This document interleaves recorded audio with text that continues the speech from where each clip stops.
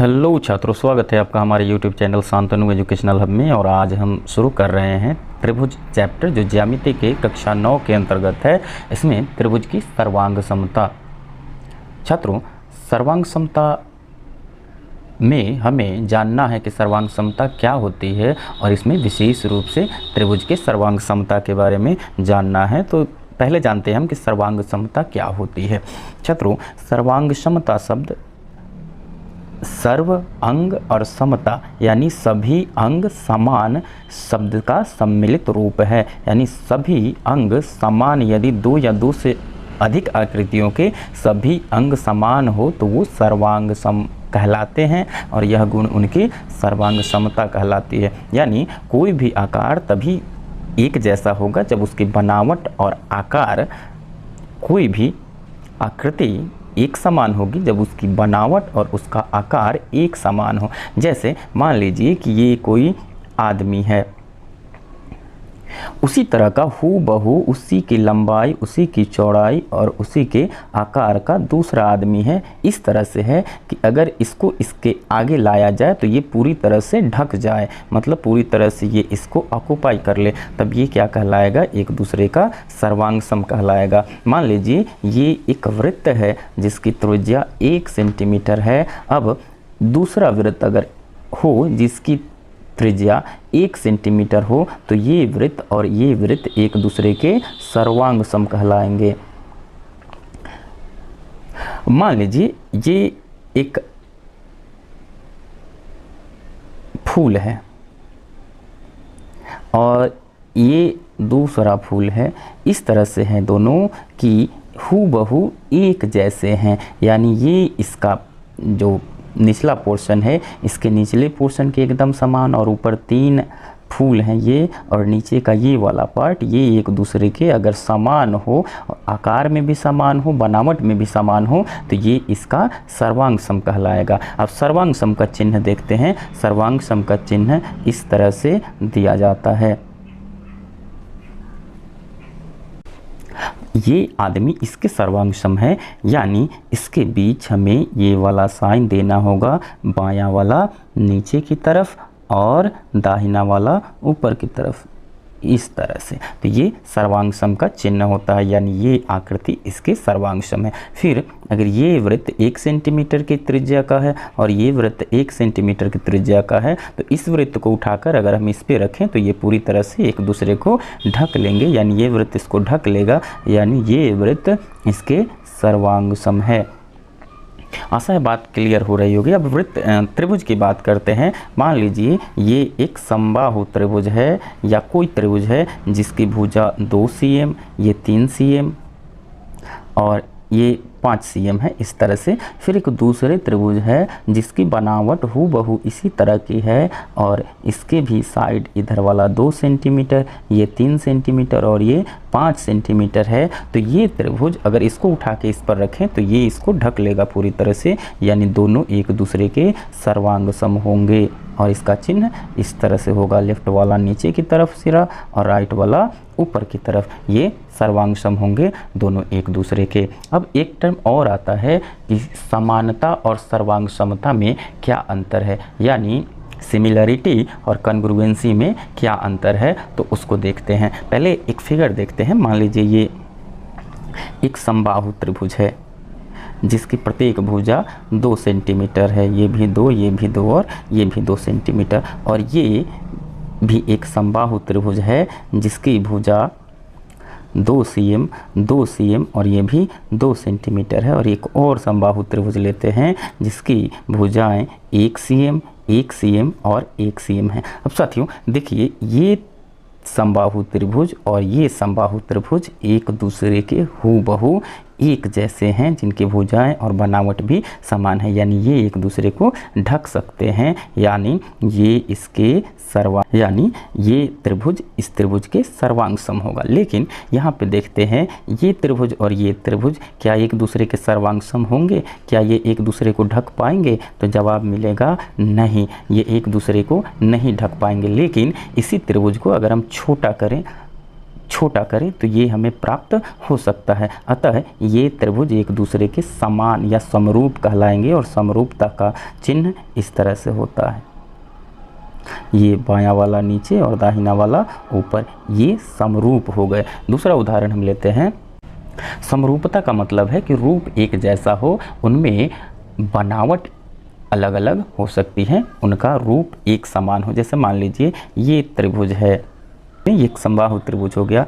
एक दूसरा समबाहु त्रिभुज लें जिसकी बनावट ये 4 cm, ये 4 cm और ये भी 4 cm हो, तो ये त्रिभुज इसके सर्वांगसम नहीं होगा। क्यों? क्योंकि ये छोटा है और ये बड़ा है, इसका मतलब है कि दोनों एक समान नहीं है। लेकिन अगर इसकी साइड को 1-1 सेंटीमीटर बढ़ा दिया जाए तो ये त्रिभुज हमें प्राप्त हो सकता है, यानी ये और ये एक दूसरे के सिमिलर होंगे, दोनों सिमिलर होंगे और सिमिलर का साइन इस तरह से देते हैं, यानी समरूप होंगे। अब देखिए, मान लीजिए ये एक वृत्त है जिसकी त्रिज्या 1 सेंटीमीटर है और एक दूसरी वृत्त लेते हैं जिसकी त्रिज्या 2 सेंटीमीटर है, 2 सेंटीमीटर है। तब अगर इसको हम जूम करके देखें, इसको बड़ा करें तो ये वाला वृत्त हमें मिल सकता है, यानी दोनों एक दूसरे के समरूप हैं। ये समरूप है लेकिन सर्वांगसम नहीं है, क्योंकि ये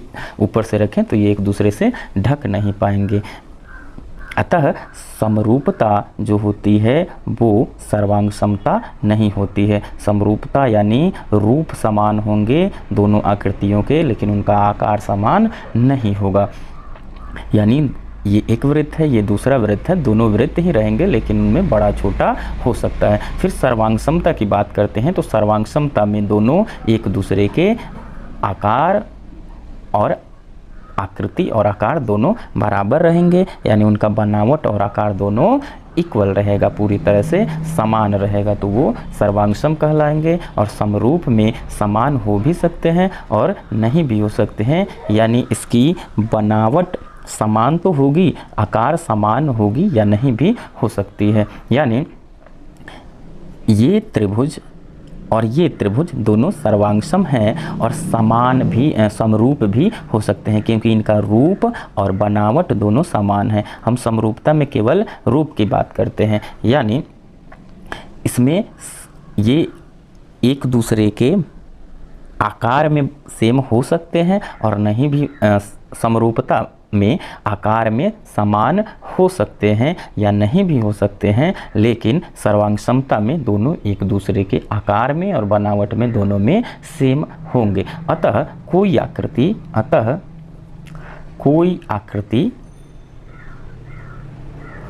यदि समरूप है तो वह आकार में बराबर या समान हो यह निश्चित नहीं है, लेकिन उनका बनावट समान होगा।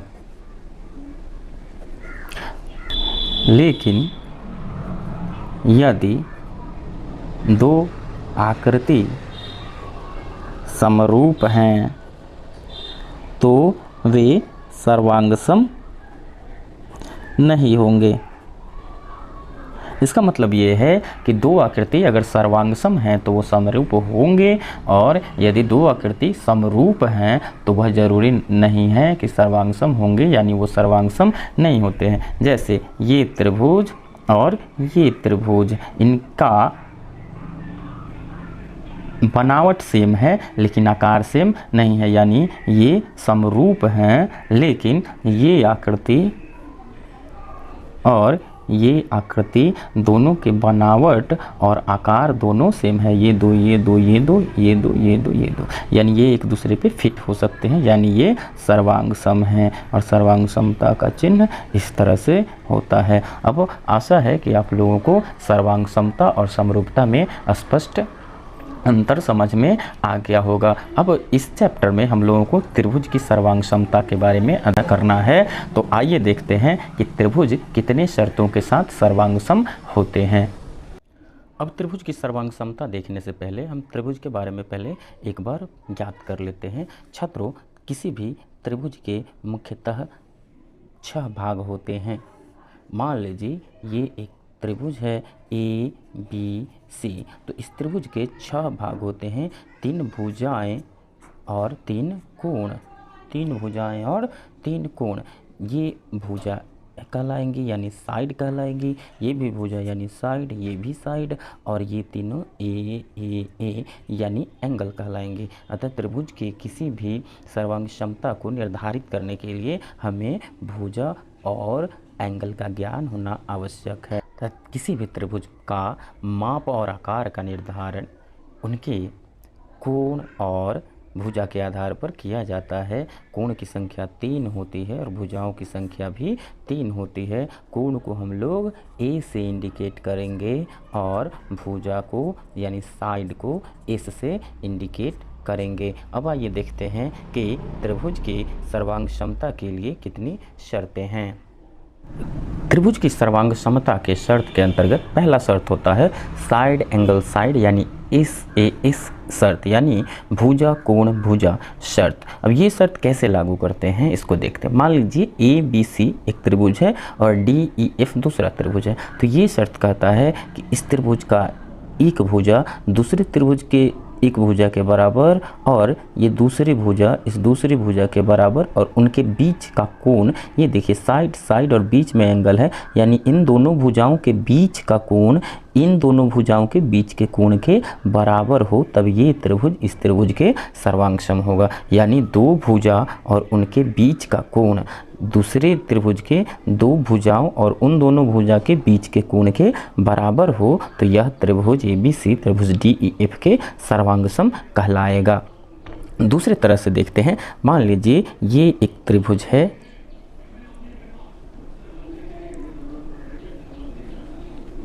और दूसरा त्रिभुज इस तरह से है।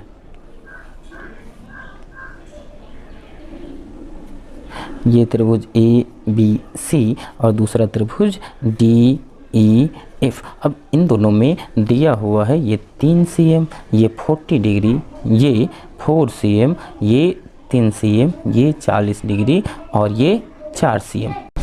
इन दोनों त्रिभुजों में देखते हैं ये भुजा AB भुजा DE के बराबर, भुजा BC भुजा EF के बराबर और AB और BC के बीच का कोण ये 40 डिग्री, उसी तरह से DE और EF के बीच का कोण 40 डिग्री। अतः दो भुजा और उनके बीच का कोण इन दो भुजाओं और उनके बीच के कोण के बराबर है। अतः त्रिभुज ABC त्रिभुज DEF के सर्वांगसम होगा और उसका चिन्ह इस तरह से हम देंगे।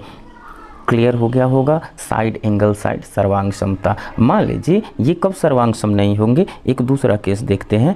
मान लीजिए ये हमारा त्रिभुज है ABC जिसमें ये भुजा इस दूसरे त्रिभुज DEF के इस भुजा के बराबर है और ये भुजा इस भुजा के बराबर है, लेकिन ये कोण इस कोण के बराबर है। ये कोण 40 डिग्री और ये कोण 40 डिग्री।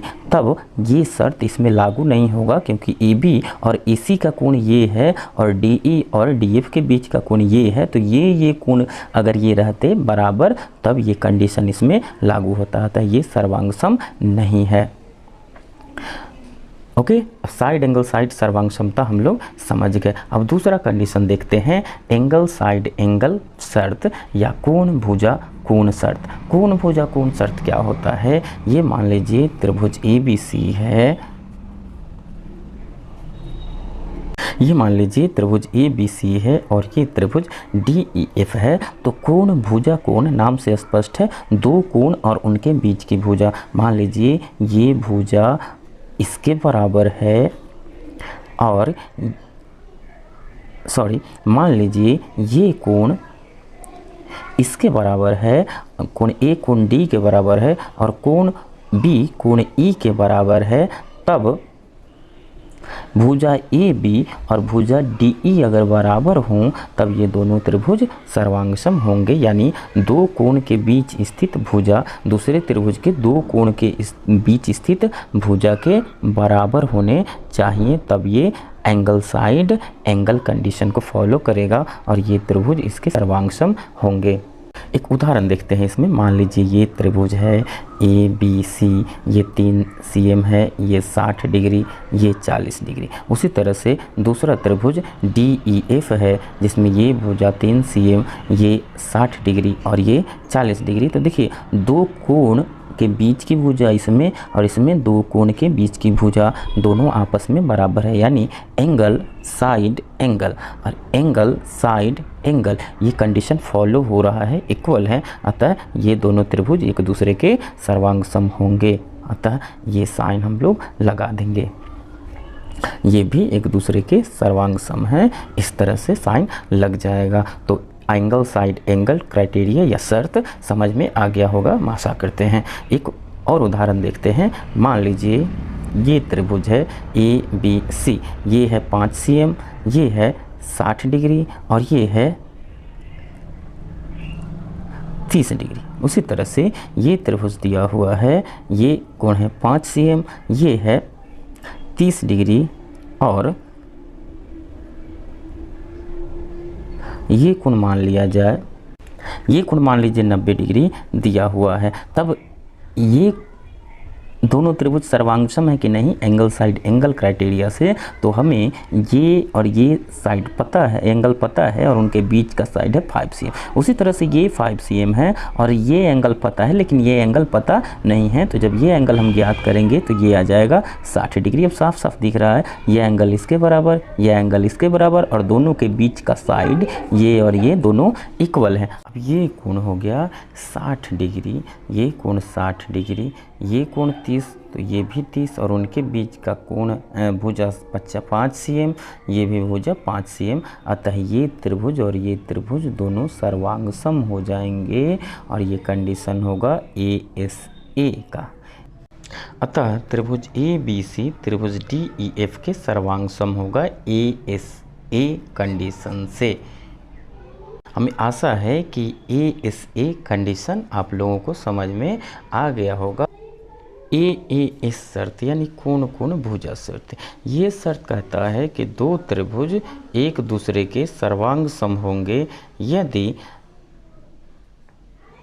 एक त्रिभुज का ये एंगल दूसरे त्रिभुज के करस्पॉन्डिंग एंगल के बराबर और दूसरा कोण दूसरे कोण के बराबर और उनके आगे के भुजा इस भुजा के बराबर हो, यानी दो कोण और उनसे अलग एक भुजा, बीच वाली भुजा नहीं होनी चाहिए, दोनों कोण के बीच वाली भुजा नहीं होनी चाहिए। तब ये कंडीशन कहता है, ये सर्वांगसमता का कंडीशन कहता है कि इस एक त्रिभुज की दो कोण और एक भुजा जो इन दोनों के द्वारा अंतरित दोनों कोण के बीच नहीं हो और दूसरे त्रिभुज के दो कोण और एक भुजा, इसमें भी इन दोनों कोणों के बीच की भुजा ये नहीं होनी चाहिए।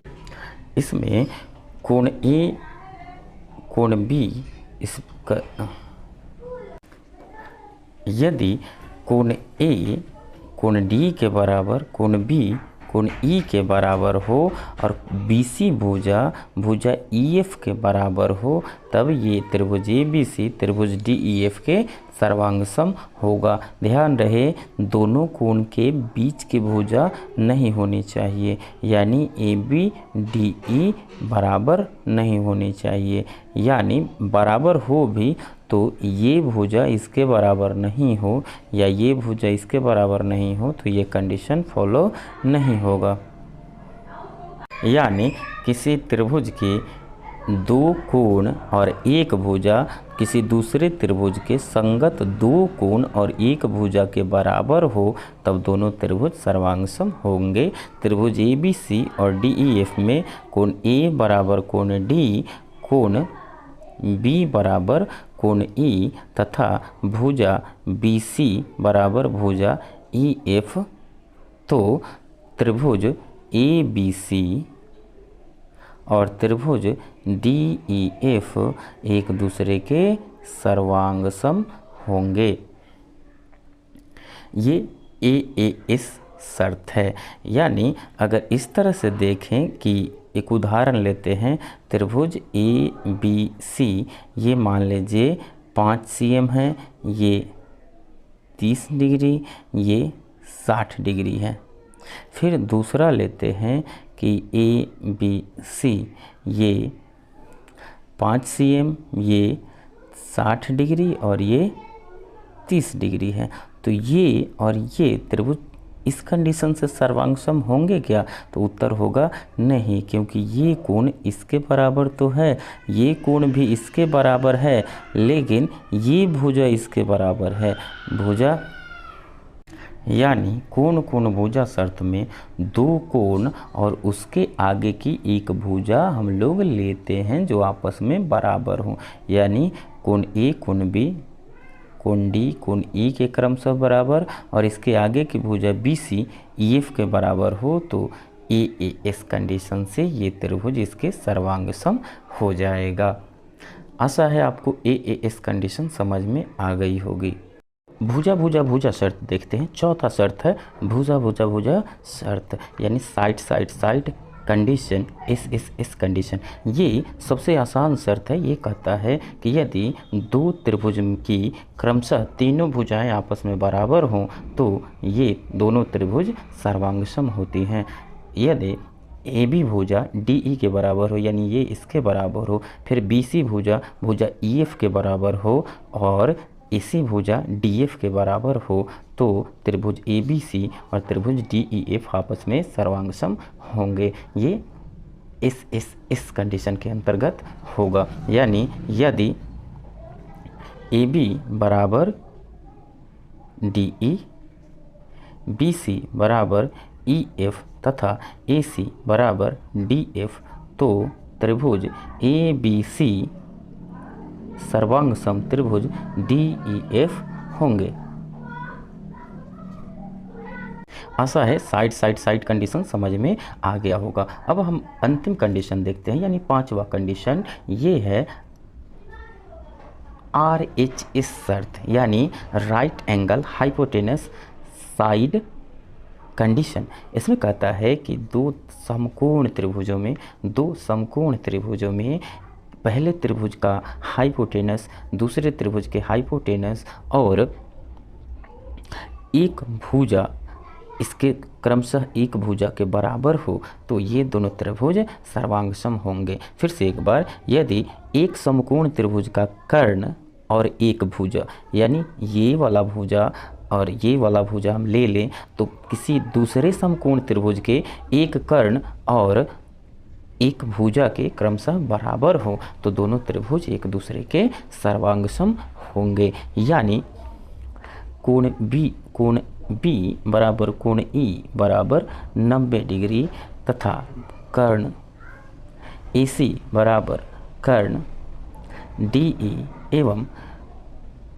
BC बराबर EF, तो त्रिभुज ABC सर्वांगसम त्रिभुज DEF यहाँ पे लिख देंगे RHS शर्त से। ये RHS शर्त यही कहता है कि किसी समकोण त्रिभुज का कर्ण दूसरे समकोण त्रिभुज के कर्ण के बराबर और एक भुजा दूसरे त्रिभुज के करस्पॉन्डिंग भुजा के बराबर हो, तो ये दोनों समकोण त्रिभुज एक दूसरे के सर्वांगसम होंगे। ये कहलाता है राइट एंगल हाइपोटेनस साइड शर्त, यानी RHS शर्त। आशा है आपको RHS शर्त समझ में आ गया होगा। अब प्रश्नावली को हल करने से पहले कुछ स्पेशल कंडीशंस को समझ लेते हैं कि किसी त्रिभुज में बराबर भुजा के सामने का कोण बराबर होता है। मान लीजिए ये त्रिभुज ABC है जिसमें ये दिया हुआ है 5 cm और ये भी दिया हुआ है 5 cm, यानी ये भुजा इसके बराबर है, तो इसके सामने का कोण ये कोण C इसके सामने के कोण B के बराबर होगा। यदि AB बराबर AC, तो कोण AC के सामने का B और AB के सामने का कोण C, तो कोण C बराबर कोण B होगा। ये पहला शर्त है। और दूसरा शर्त इसी के विपरीत है कि किसी त्रिभुज में बराबर कोण के सामने की भुजा आपस में बराबर होती है। बराबर कोण के सामने की भुजा आपस में बराबर होती हैं।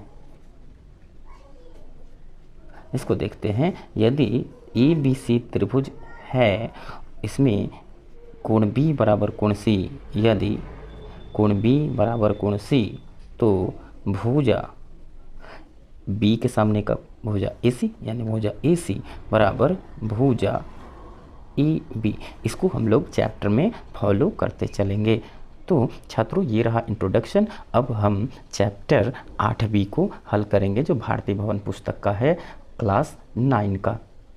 प्रश्नावली 8B के अति लघु उत्तरीय प्रश्नों को हम लोग हल करेंगे। इसमें पहला का ये प्रश्न कह रहा है कि किसी त्रिभुज की समान भुजाओं के सम्मुख कोण क्या होते हैं। तो किसी त्रिभुज के समान भुजाओं के सम्मुख कोण आपस में समान होते हैं या बराबर होते हैं। बी प्रश्न कह रहा है कि किसी त्रिभुज के समान कोणों की सम्मुख भुजाएं आपस में समान होती हैं, यानी समान कोण के सामने की भुजा समान होती है और समान भुजा के सामने का कोण भी समान होता है, आपस में या बराबर होते हैं।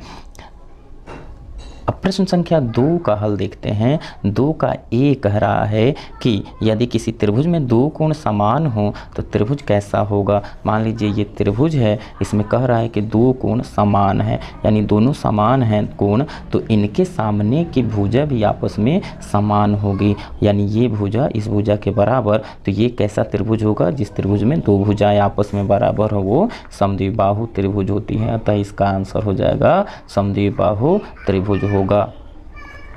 अब प्रश्न बी देखते हैं दूसरा का बी कह रहा है समबाहु त्रिभुज के प्रत्येक कोण की माप। देखिए ये समबाहु त्रिभुज है, तो तीनों भुजाएं आपस में बराबर होती हैं, तो इनके सामने का तीनों कोण आपस में बराबर होगा। अब तीनों कोणों का योग 180 होता है, तो तीनों कोण का माप 60-60 डिग्री होगा। अतः प्रत्येक कोण समबाहु त्रिभुज का 60 डिग्री का होता है। सी आंसर देखते हैं। यदि किसी समद्विबाहु त्रिभुज के आधार पर के कोण अल्फा और बीटा हो तो अल्फा और बीटा में क्या संबंध है। ये मान लीजिए समद्विबाहु त्रिभुज है, ये कह रहा है अल्फा और ये कह रहा है बीटा। देखिए ये और ये आपस में बराबर हैं, तो इनके सामने का कोण भी आपस में बराबर होगा। ये अल्फा है, ये बीटा है, यानी अल्फा बराबर बीटा होगा। प्रश्न संख्या 3 का हल देखते हैं। तीसरे प्रश्न में कह रहा है तीसरा का ये कह रहा है कि किसी त्रिभुज ABC में, मान लीजिए ये त्रिभुज ABC है, इसमें AB बराबर AC, यानी ये भुजा इसके बराबर है और कोण B बराबर 50 डिग्री है, तो कोण ए की माप क्या होगी। ये कोण कितना होगा। देखिए ये भुजा इसके बराबर, तो ये कोण इसके बराबर, ये भी 50 डिग्री हो जाएगा। अब त्रिभुज के तीनों कोणों का योग 180 होता है और दो कोण मिलके 50-50-100 हो गए, तो ये 80 डिग्री हो जाएगा, यानी कोण ए बराबर 80 डिग्री हो जाएगा। तीसरा का बी कह रहा है कि किसी त्रिभुज ABC में AB बराबर AC एवं कोण ए बराबर 100 डिग्री। ये देखिए AB बराबर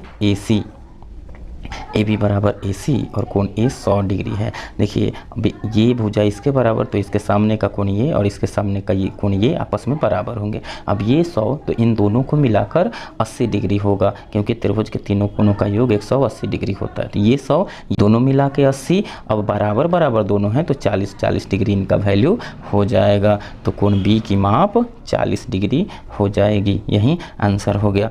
अब सी देखते हैं। 3 का सी ये कह रहा है कि यदि त्रिभुज ABC में कोण A बराबर 50, कोण B बराबर 80, तो ये त्रिभुज कैसा होगा। मान लीजिए ये त्रिभुज ABC है, ये कह रहा है कोण A 50 और कोण B 80, तो 8 5 13 130 डिग्री हो गए। अब ये भी हो जाएगा 50 डिग्री, क्योंकि तीनों कोणों का योग 180 डिग्री होता है। अब देखिए ये कोण बराबर है, तो इसके सामने की भुजा ये और इसके सामने की भुजा ये आपस में बराबर हो जाएंगे, यानी ये त्रिभुज समद्विबाहु त्रिभुज हो जाएगा, क्योंकि दो कोण आपस में बराबर हैं, तो दो भुजा भी आपस में बराबर होगी। प्रश्न संख्या 4 का ए देखते हैं। 4 का ए कह रहा है कि समकोण समद्विबाहु त्रिभुज के एक न्यून कोण की माप कितनी होगी।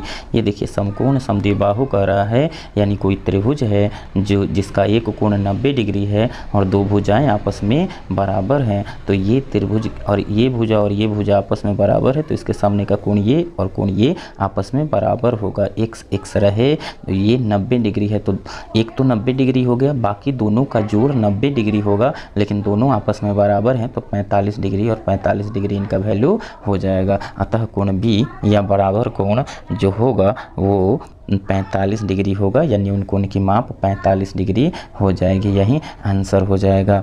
प्रश्न संख्या 4 का बी देखते हैं। ये कह रहा है कि समद्विबाहु त्रिभुज के आधार पर प्रत्येक कोण यदि शीर्ष का दूना हो तो शीर्ष कोण की माप।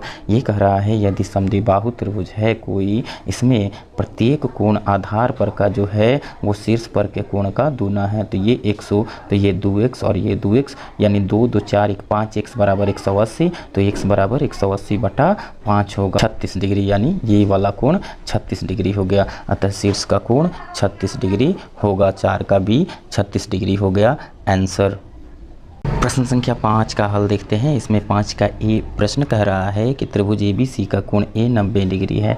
मान लीजिए ये त्रिभुज ABC है, ABC जिसमें कोण ए 90 डिग्री है तथा AB बराबर AC है, यानी AB बराबर AC, ये भुजा इसके बराबर है, तो ये कोण भी इसके बराबर हो जाएगा, क्योंकि बराबर भुजा के सामने का कोण आपस में बराबर होता है। अब कह रहा है AB को उसी सीध में D तक बढ़ाया गया, AB को यहाँ D तक बढ़ाया गया है, तो कह रहा है कि कोण CBD का मान क्या होगा, यानी ये बहिष्य कोण का मान पूछ रहा है। अब ये देखिए ये 90 और दोनों कोण बराबर हैं, तो ये 45 और ये भी 45 होगा। ठीक है, अब ये और ये जोड़ के 180, यानी 45 जोड़ कोण CBD बराबर 180, तो कोण CBD बराबर 180 माइनस 45, यानी 135 डिग्री हो जाएगा कोण CBD का मान, यानी कोण CBD बराबर 135 डिग्री आंसर हो गया। प्रश्न संख्या 5 का बी कह रहा है कि किसी समबाहु त्रिभुज के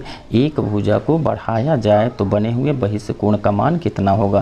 देखिए समबाहु त्रिभुज का प्रत्येक कोण 60 डिग्री का होता है। समबाहु त्रिभुज का प्रत्येक कोण 60 डिग्री का, तो ये कोण कितना का होगा, तो 60 और 60 120 डिग्री का, क्योंकि बहिष्य कोण अपने अंदर के दो अभिमुख अंतः कोणों के योग के बराबर होता है, यानी 60 60 120 डिग्री होगा। तो बहिष्य कोण का मान 120 डिग्री हो गया आंसर।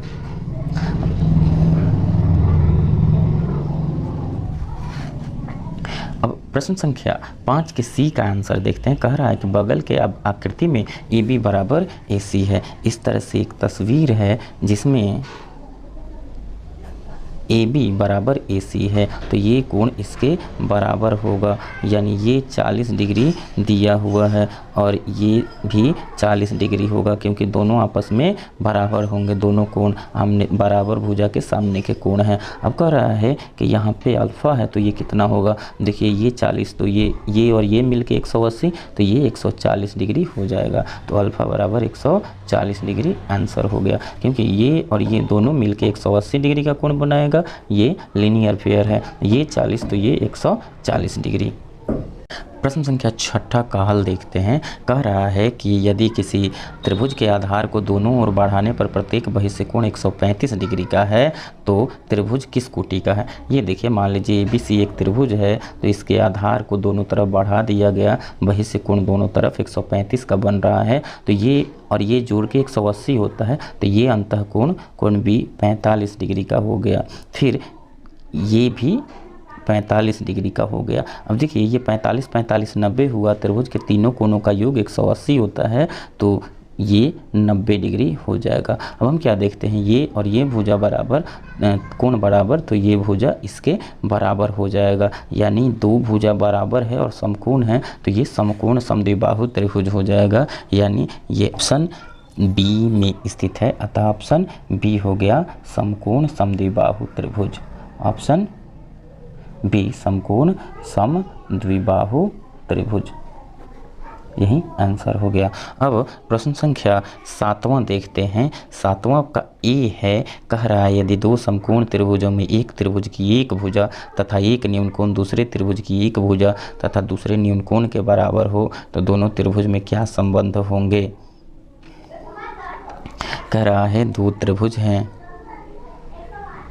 दो समकोण त्रिभुज है। मान लीजिए ये एक समकोण त्रिभुज है और एक ये समकोण त्रिभुज है। ये कह रहा है कि प्रश्न संख्या 7 के में देखते हैं, कह रहा है कि एक समकोण त्रिभुज में एक भुजा तथा एक न्यूनकोण दूसरे समकोण त्रिभुज के एक भुजा तथा न्यूनकोण के बराबर है तो दोनों त्रिभुजों में क्या संबंध है। देखिए ये कोण ऐसे देखते हैं, कोण ए बराबर कोण डी, कोण सी बराबर कोण एफ तथा भुजा बी सी बराबर भुजा सी ई एफ। तो दोनों त्रिभुज सर्वांगसम होंगे। और सर्वांगसम कैसे होंगे, तो ये कंडीशन होगा angle angle side, angle angle side, angle angle angle और side, angle angle side condition से। ओके, तो 7 का ये हो गया, दोनों त्रिभुज एक दूसरे के सर्वांगसम होंगे। अब 7 का बी देखते हैं। ये कह रहा है, ये देखिए प्रश्न संख्या 7 के बी में कह रहा है कि कोण ए बराबर कोण पी बराबर 40 डिग्री, ये इसके बराबर है। फिर ए बी बराबर 4.5 cm तथा ए सी बराबर 5 cm, उसके बाद पी क्यू बराबर 4.5 cm तथा क्यू आर बराबर 5 cm। तो ये दोनों त्रिभुज सर्वांगसम है कि नहीं देखते हैं हम कंडीशन अप्लाई करके। देखिए कोण ए बराबर कोण पी, ये कंडीशन ठीक है। फिर ए बी बराबर पी क्यू, कोण ए बराबर कोण पी 40 डिग्री है, कोण ए बराबर कोण पी बराबर 40 डिग्री, ठीक है। ए बी बराबर पी क्यू है, ठीक है, लेकिन ए सी बराबर पी आर न हो के क्यू आर है। ए सी बराबर पी आर न होकर क्यू आर है, तो इसको इसके बराबर होना चाहिए। कौन कंडीशन के लिए, साइड साइड एंगल साइड के लिए। तो ये साइड है, एंगल है, लेकिन ये साइड का मेजरमेंट 5 cm होना चाहिए, जो नहीं दिया गया है। अतः ये त्रिभुज सर्वांगसम नहीं है।